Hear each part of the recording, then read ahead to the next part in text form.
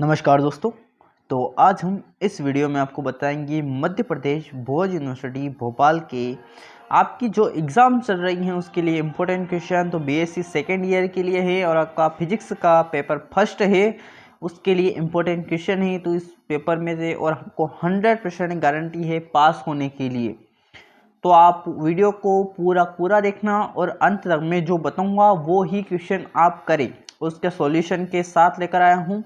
तो अच्छे ढंग से आप लिख भी लेना इन सॉल्यूशन को और अच्छे ढंग से याद कर लेना और वीडियो को ज़रूर आप लाइक कर दें और चैनल को ज़रूर आप सब्सक्राइब कर दें। देखो, आप जितना लाइक सब्सक्राइब और शेयर करोगे हम उतनी मेहनत करेंगे आपके लिए। तो आपका स्टार्ट है, फर्स्ट क्वेश्चन है आपका, फर्मेट के चरमपद सिद्धांत की व्याख्या करना है या सिद्ध कीजिए परावर्तन या अपवर्तन में किन्हीं दो बिंदुओं के बीच प्रकाशीय पथ चरम पथ होता है या फर्मेट का चरम मार्ग का चरम पथ का सिद्धांत भी कहते हैं। सबसे इम्पोर्टेंट क्वेश्चन है और ये ज़रूर आप याद कर लेना इसको।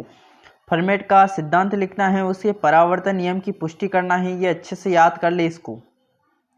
ये आपकी दीर्घ उत्तरी या लघु उत्तरी में भी आ सकता है। सबसे इम्पोर्टेंट क्वेश्चन है ये। इसके बाद ये इसका सॉल्यूशन है, सॉल्यूशन बता दो इसमें। तो अच्छे ढंग से अगर स्क्रीनशॉट लेना चाहो स्क्रीनशॉट ले सकते हो या हमारे टेलीग्राम ग्रुप को ज़रूर आप ज्वाइन भी कर ले। और पीडीएफ चाहिए तो आप हमारे कमेंट ज़रूर बताएं, तो मैं पीडीएफ आपको कहाँ से डाउनलोड करना है ये मैं बता दूंगा आपको।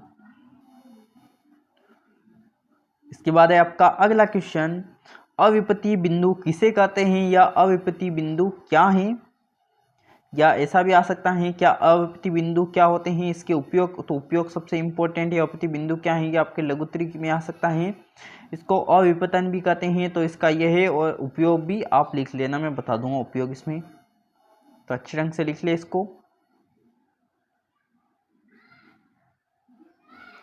इसके बाद आपका अगला क्वेश्चन है, किसी गोली पृष्ठ के लिए अविपति बिंदु की स्थिति। ये इंपॉर्टेंट तो नहीं है पर एक बार सिर्फ पढ़ लेना अच्छे ढंग से, कभी आ जाए तो अच्छे से याद कर लेना इसको। इसके बाद इसमें से क्वेश्चन आपके एग्जाम में आ सकता है दीर्घ उत्तरी में, इस टॉपिक में से आ सकता है कि विपतन से क्या तात्पर्य है। तो विपतन की परिभाषा याद कर लेना अच्छे ढंग से। इसके बाद विपत्ति उत्पन्न करने वाले के मूल कारण और एक वर्णी विपतन कितने प्रकार के होते हैं, तो अच्छे ढंग से लिख ले। और ये पॉइंट आपको गोली विपतन, कोमा, अबिंदुकता और प्रति क्षेत्र बिंदु की विलक्षणता, इन चारों बिंदुओं को अच्छे ढंग से याद कर लेना। ये 2021 में आपके 2021 के पेपर में मुझे मिले थे, इसलिए इस क्वेश्चन को मैंने बता दिए। तो अच्छे ढंग से याद कर लेना, आ सकता है ये। इसके बाद एक और इम्पोर्टेंट क्वेश्चन है, ये क्वेश्चन आपके एग्जाम में आ सकता है, हाइगन्स और रैम्सडेल नेत्रिका की तुलना करना है, मतलब विस्तार से वर्णन भी करना है। दीर्घ उत्तरी में आ सकता है, पूरा विस्तार से याद कर लेना अच्छे ढंग से आप, क्या हाइगन्स और रैम्सडेल नेत्रिका की। तो हाइगन्स, रैम्सडेल और केल्नर नेत्रिका हो जाएगी। तो अच्छे से याद कर ले आप।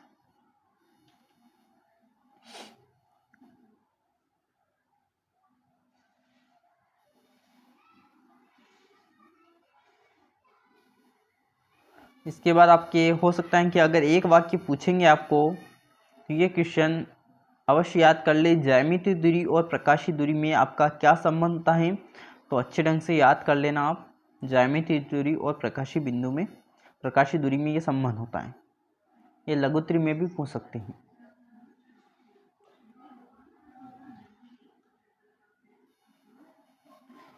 इसके बाद एक और इम्पोर्टेंट क्वेश्चन है, अक्षीय वर्णविपतन और पार्श्विक वर्णविपतन को समझाइए, उसके अंतर को बताना है। तो अच्छे ढंग से लिख लेना इसको और याद भी कर लेना आप। और आपका पेपर हो जाए तो मुझे ज़रूर आप व्हाट्सएप नंबर दे रखे हैं, वहाँ पर ज़रूर आप सेंड भी कर देना। इसके बाद सबसे इम्पोर्टेंट क्वेश्चन है दीर्घ उत्तरी का, फॉर्मेट के दीर्घ उत्तरी का है ये, इसके अथवा आ सकता है कि किसी कुछ दूरी पर रखे दो पतले लेंसों के संयोजन का समतल दूरी फोकस पर व्यंजन प्राप्त करना है, व्यंजक ज्ञात करना है। ये क्वेश्चन थोड़ा सा घुमा कर दे सकते हैं पर आपको यही ही लिखना है, क्योंकि उसका थोड़ा सा इसमें हेडिंग मिस की हुई है, इसलिए इस क्वेश्चन को अच्छे से याद कर लेना। क्लास 12 तक आई है ये, सबसे इम्पोर्टेंट है। इसके बाद एक और इम्पोर्टेंट क्वेश्चन है, दीर्घ उत्तरी का उत्तल व अवतलीय गोली पृष्ठ पर अपवर्तन का। सबसे इम्पोर्टेंट क्वेश्चन है यही है, तो अच्छे ढंग से आप लिख ली। इसके बाद है उत्तल अवतली गोली पृष्ठ का, ये क्लास 12th का, ये आपको मिल जाएगा आपका ऑप्टिक्स पार्ट में ये। इसके बाद अगर ये कभी लघुत्तरी में पूछी जा सकती हैं, स्वतंत्र अवमंदित या प्रणोदित दोलन की परिभाषा पूछी जा सकती है, इसलिए मैंने बता दी, एक बार पढ़ लेना इनको, कभी आ जाए तो लिख देना, सिर्फ लघुत्तरी के लिए ही। इसके बाद आपका अगली यूनिट है, न्यूटन की फ्रिंजों और हेडिंजर की फ्रिंजों में अंतर बताना है। तो हेडिंजर की फ्रिंजें और न्यूटन की फ्रिंजों में किस प्रकार भिन्न है या अंतर है, तो अंतर भी अच्छे से लिख ले, ये लघुत्तरी में आ सकता है आपके एग्जाम में। देखो मुझे बुखार भी आ रहा था, तो अभी थोड़ा सा कुछ हुआ है सही थोड़ा, तो वीडियो बनाई है, तो आप ज़रूर आप वीडियो को लाइक और शेयर ज़रूर कर देना। आप अगर कुछ प्रॉब्लम आ रही हो वीडियो में अगर, तो ज़रूर मुझे बता दें आप। इसके बाद ये रेले अपवर्तन मापी की संरचना, कार्यविधि और वर्णन, इस मतलब प्रयोग करना है, तो ये अच्छे ढंग से याद कर ले आप, रेले का अपवर्तन मापी। और एक और क्वेश्चन है, रेले की कसौटी पर टिप्पणी बताना है, तो एक बार पढ़ लेना इस क्वेश्चन को, ये इतना ही बड़ा है, ज़्यादा इतना बड़ा नहीं है। रेले की कसौटी के टिप्पणी बताना है, तो रेले की कसौटी अच्छे से याद कर लेना। इसके बाद है, दीर्घ उत्तरी में पूछा जा सकता है कि यंग प्रयोग के व्यवस्था का वर्णक्रम फ्रिंज चौड़ाई हेतु व्यंजक प्राप्त करना है आपका। बी इक्वल दे रखा है डेल, मतलब इस डेल को क्या बोलते हैं, ये बी इक्वल क्या होता है, मतलब beta equal D lambda by 2d, ये होता है। तो अच्छे से ढंग से याद कर लेना, क्लास 12th का ये एग्जाम में आ सकता है। इसके बाद सबसे इंपॉर्टेंट क्वेश्चन है इसमें आपका, दीर्घ उत्तरी मतलब 99% समझ लेना इस क्वेश्चन को, मतलब रट लेना। माइकल से व्यक्तिकरण मापी की संरचना और कार्यविधि को समझाना ही, तो रट लेना अच्छे ढंग से, ये आपके एग्जाम में आ सकता है। माइकल से व्यक्तिकरण मापी का इसमें से कौन सा भी इसमें पूछ सकते हैं आप में से, तो पूरा वर्णन अच्छे ढंग से याद कर लेना इसको, माइकल से व्यतिकरण मापी। तो इसके लिए आप वीडियो को लाइक कर दे और चैनल को ज़रूर आप सब्सक्राइब भी कर दें। ये आपका है, उसका ये चित्र बना लेना अच्छे ढंग से। इसके बाद एक और है इंपॉर्टेंट क्वेश्चन, उसके अथवा पूछा जा सकता है, माइकल से व्यतिकरण मापी के फेब्री पेरो व्यतिकरण मापी की, इसका भी 99% से इन दोनों क्वेश्चन में से कौन सा भी आपके एग्जाम में दीर्घ उत्तरी में आ सकता है, मतलब 5 नंबर आपके फिक्स हो जाएंगे अगर दोनों में से कौन सा भी कर लोगे तो फेब्री पेरो व्यतिकरण मापी का सिद्धांत, संरचना और कार्य भी देख लेना, और फेब्री पेरो व्यतिकरण मापी पर टिप्पणी देख लेना, तो अच्छे ढंग से देख लेना इनको।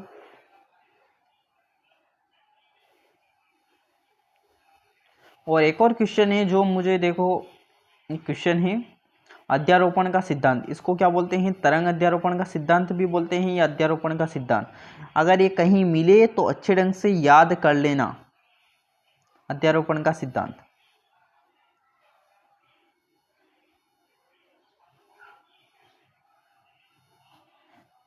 इसके बाद आपका अगली यूनिट है, इसमें है स्टोक के प्रमेय लिखना है, मतलब स्टोक की प्रमेय आपने क्लास 12th में पढ़ी हुई है ये, तो स्टोक के प्रमेय को एक बार पढ़ लेना, लघुत्तरी में आ सकता है स्टोक का प्रमेय।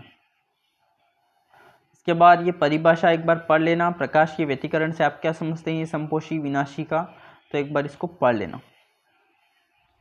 इसके बाद व्यतिकरण और विवर्तन में अंतर बताना है, तो कोई 5 पॉइंट याद कर लेना, ये दीर्घ उत्तरी में पूछा जा सकता है और लघु उत्तरी में भी पूछा जा सकता है।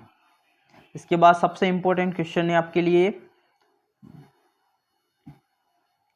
तो फेनेल एंड फ्रॉनहोफर विवर्तन में अंतर बताना है, तो अच्छे ढंग से याद कर लेना, 95% चांस होंगे इस क्वेश्चन के आने की, तो अच्छे ढंग से कर ले आप।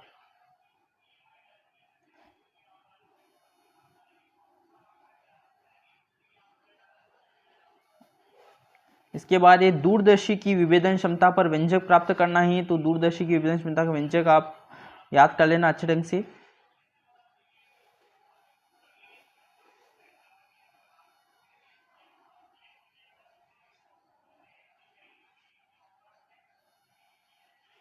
इसके बाद ये क्वेश्चन है, स्थानीयकृत फिंजे एवं पतली फिंजों के बारे में लिखिए।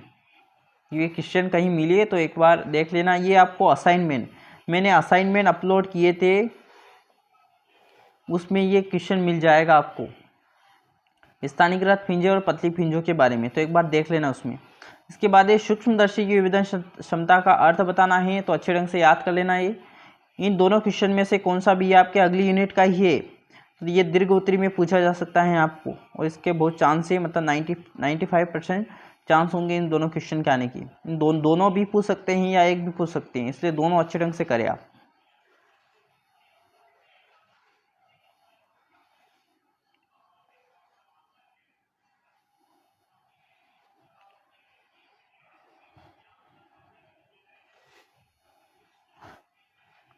इसके बाद आपका अगला क्वेश्चन है, उसके साथ ये क्वेश्चन भी पूछा जा सकता है कि प्रिज्म की विभेदन क्षमता का अर्थ बताइए। ये भी 95% चांस है, 3-4 क्वेश्चन कर लेना इस क्वेश्चन के कि प्रिज्म की विभेदन क्षमता का अर्थ, मतलब अर्थ बताना है, उसका व्यंजक प्राप्त करना है, तो अच्छे ढंग से इसको कर लेना आप। और सूक्ष्मदर्शी और दूरदर्शी की दोनों की विभेदन क्षमता का व्यंजक प्राप्त कर लेना आप, तो आपके एग्जाम में बैठ सकता है ये।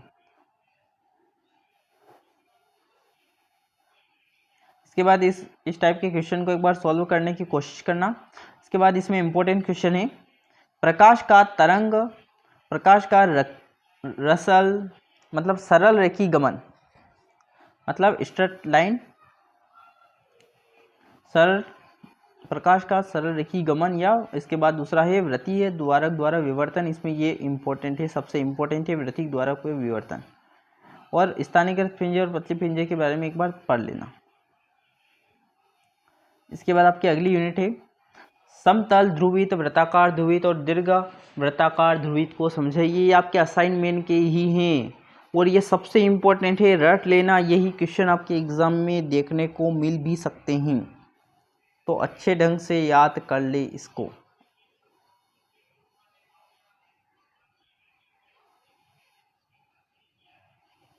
ये दीर्घोत्तरी। इसके बाद है अध्रुवित, ध्रुवित और संतृप्त ध्रुवित या आंशिक ध्रुवित प्रकाश को सचित्र समझाना है, तो सचित्र आप समझा सकते हो इस टाइप से।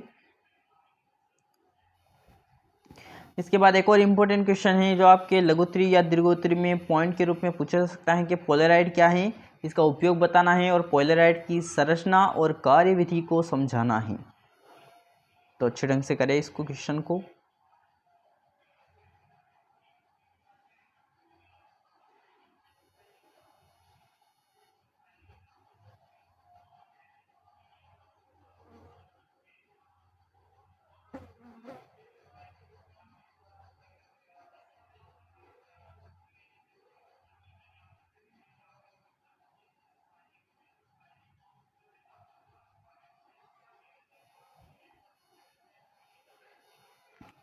इसके बाद है प्रकाशीय घूर्णन एवं विशिष्ट घूर्णन को समझाना है, तो प्रकाशीय घूर्णन और विशिष्ट घूर्णन के बारे में एक बार पढ़ लेना। ये आपके एग्जाम में पॉइंट के रूप में पोलराइड के, मतलब पॉइंट के रूप में पूछे जा सकते हैं ये क्वेश्चन।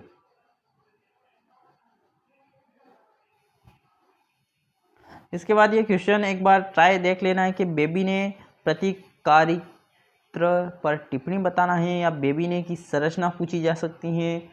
इस क्वेश्चन को एक बार कहीं मिले अगर, तो आप पढ़ लेना, अच्छे ढंग से एग्जाम में आ भी सकता है। इसके बाद आप बूस्टर का नियम को एक बार लघुत्तरी में पूछा सकता है और ध्रुवण कौन से क्या तात्पर्य हैं, तो एक बार पढ़ लेना अच्छे ढंग से आप। बिल्कुल 20 या 25 क्वेश्चन ही हैं, ज़्यादा क्वेश्चन नहीं है और आपके पास 2 दिन का समय है, तो अच्छे ढंग से पढ़ लेना इनको। इसके बाद ये प्रकाश तरंग की अनुप्रस्थ प्रकृति के बारे में बताना है, ये इम्पोर्टेंट क्वेश्चन है। तो प्रकाश का सरल रेखी संचरण या गमन मैंने बता दिया है ये क्वेश्चन, तो एक बार अच्छे ढंग से पढ़ ले इस क्वेश्चन को, अच्छे ढंग से कर लेना इस क्वेश्चन को। वो प्रयोगों द्वारा कैसे सिद्ध करेंगे कि प्रकाश तरंगे अनुप्रस्थ तरंगे होती हैं, ये प्रयोग है, तो एक बार इसको समझ लेना।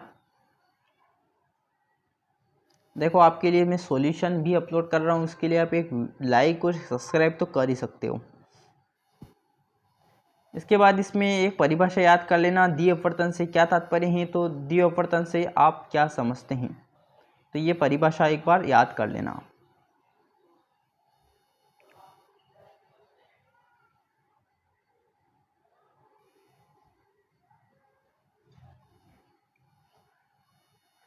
इसके बाद निकोल प्रिज्म की संरचना और कार्यविधि का वर्णन करना है, तो सबसे इम्पोर्टेंट क्वेश्चन भी है ये, तो अच्छे से याद भी कर लेना निकोल प्रिज्म की संरचना। और ये कभी प्रकाश के ध्रुवण की परिभाषा पूछी जा सकती हैं और अक्षीय क्रिस्टल परिभाषा पूछी जा सकती हैं, तो एक बार पढ़ लेना इन दोनों को। इसके बाद आपकी अगली यूनिट है, मतलब लास्ट यूनिट है, यूनिट 5, लेसर क्या है। सबसे इम्पोर्टेंट क्वेश्चन, 99% चांस होंगे इस क्वेश्चन के। लेसर क्या है, लेसर का पूरा इतिहास जितना ही है लेसर के बारे में सब पढ़ लेना। मैं इसमें लेसर के बारे में जितना हो सका उतना बता दूंगा। इसमें लेसर की ये परिभाषा पढ़ लेना, मतलब लेज़र या लेसर दोनों एक ही होते हैं। तो लेसर शब्द विकिरण के उद्दीप्त उत्सर्जन द्वारा प्रकाश का प्रवर्धन, मतलब light एम्प्लीकेशन by the estimated emission of radiation का संक्षिप्त रूप है। तो लेसर प्रकाश पूर्णतः कला समृद्ध, एक वर्णी, अति तीव्र एवं एक दिष्ट होता है, तो एक बार पढ़ लेना। इसके बाद एक इसमें इम्पोर्टेंट है, प्रकाशी कंपन किसे कहते हैं, समष्टि विक्रम, प्रकाशी कंपन, संकरित पदार्थ। तो इस क्वेश्चन को एक बार पढ़ लेना। ये क्वेश्चन आप पढ़ोगे तो इस मतलब आपको कुछ 5 मिनट भी लगेंगे, आपको याद हो जाएगा। क्वेश्चन इतना सरल हो सकता है ये। इसके बाद लेसर के हो सकता है उसके अथवा में भी आ सकता है ये क्वेश्चन, सतह उत्सर्जन और उद्दीप्त उत्सर्जन में अंतर बताना है, तो इस क्वेश्चन को एक बार पढ़ लेना अच्छे ढंग से। पढ़ोगे तो अपने आप याद हो जाएगा। कुछ नहीं, उस पर जैसे कि एक प्लेट होती है धातु की, उस पर कुछ मतलब आपको तीव्र प्रकाश उस पर डाला जाता है, तो उसमें से कुछ इलेक्ट्रॉनों को बाहर निष्कासित करता है, देहली ऊर्जा निकलती है, न्यूनतम ऊर्जा बोलते हैं उसको। इस टाइप से पढ़ लेना। उसी टाइप का है, मतलब प्रकाश विद्युत प्रवाह, अगर आपने क्लास 12 में फिजिक्स में अगर पढ़ा हो उसी टाइप का है ये। सतह उत्सर्जन और उद्दीप्त उत्सर्जन थोड़ा सा उसका दूसरा रूप बोलते हैं उसको, तो एक बार पढ़ लेना इसको।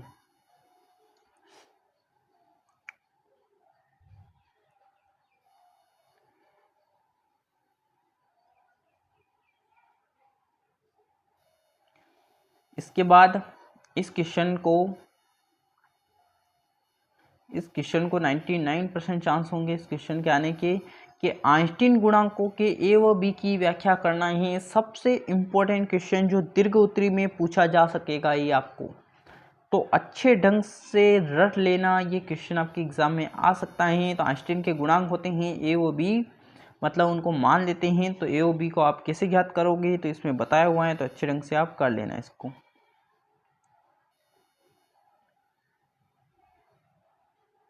और भी है तो आप पढ़ लेना।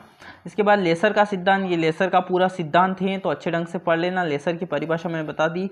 लेसर के आप गुण याद कर लेना, लेसर के उपयोग याद कर लेना, तो आप लेसर का पूरा इतिहास हो जाएगा और इसके अलावा कुछ भी नहीं आएगा।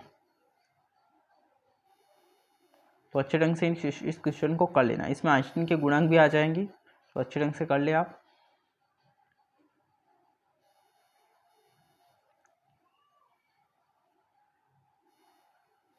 इसके बाद ये क्वेश्चन है, रूबी लेसर और कार्यविधि, मतलब रूबी लेसर की कार्य भी बताना है, इसकी कमियां। रूबी लेसर के बारे में, मतलब लेसर के बारे में ही, रूबी लेसर के बारे में, तो अच्छे से पढ़ लेना इस क्वेश्चन को। इसके बाद गैस लेसर, ये आपके 2021 के पेपर में मुझे मिले थे, तो आपके एग्जाम में आ भी, ये इम्पोर्टेंट है थोड़े, इसलिए बताया मैंने। हीलियम, नियोन और लेसर की संरचना, मतलब ये हीलियम होता है, ये नियोन होता है, ऐसे देंगे आपको क्वेश्चन को। लेसर की संरचना बताना है, कार्यविधि, और हीलियम नियोन लेसर से प्राप्त किरण पुंज की 2 विशेषता बताना है, तो अच्छे ढंग से पढ़ लिया। इसके बाद एक और इम्पोर्टेंट क्वेश्चन है, होलोग्राफ का जितना ही होगा इस, जैसे ये पूरा अभिलेखन की विधि, होलोग्राम के प्रतिबिंब पूर्ण निर्माण की विधि, तो होलोग्राम का रट लेना ये के आइंस्टीन के गुणांक के अथवा मिल सकता है, तो होलोग्राम का पूरा वर्णन दिया हुआ है इसमें, तो अच्छे ढंग से पढ़ लेना। इसके बाद कुछ क्वेश्चन है जो आपको मैं बता दूं, इसमें प्रकाश तरंगों के अध्यारोपण का सिद्धांत, ये क्वेश्चन है, तो अच्छे ढंग से याद कर ले इस क्वेश्चन को, परिभाषा आ सकती है ये। इसके बाद ये क्वेश्चन एक बार पढ़ने की कोशिश जरूर करें। हाइगन्स सिद्धांत द्वारा 2021 में आया हुआ था, इसलिए बता दिया मैंने। हाइगन्स सिद्धांत द्वारा परावर्तन और अपवर्तन को समझाना है, तो एक बार पढ़ लेना इस क्वेश्चन को। और एक और क्वेश्चन है जो आई थिंक न्यूटन सूत्र, यूनिट फर्स्ट में आपको न्यूटन सूत्र अगर कहीं मिले तो उसको एक बार मतलब पढ़ना, अगर वो सरल हो तो आप उसको याद ज़रूर कर लें। तो ये आपकी इम्पोर्टेंट क्वेश्चन है। तो इनके अलावा आप मतलब कोई भी चीज़ आपको पढ़ने की कोई ज़रूरत नहीं है, इनमें से ही आपके पेपर, आपका पूरा पेपर आ जाएगा। तो अच्छे ढंग से सिर्फ आपको याद करना है, तो आप अच्छे से याद करें और वीडियो को ज़रूर आप लाइक करें, चैनल को ज़रूर आप सब्सक्राइब भी करें और इस वीडियो को आप ज़रूर आप शेयर भी कर देना आपको फ्रेंड को, जितने आपके पास ग्रुप भी हो वहाँ पर ज़रूर शेयर कर दे और चैनल को ज़रूर आप सब्सक्राइब भी कर देना और कमेंट ज़रूर करें आपको वीडियो कैसा लगा और हमारे टेलीग्राम ग्रुप को ज़रूर आप ज्वाइन कर लेना। Thank you.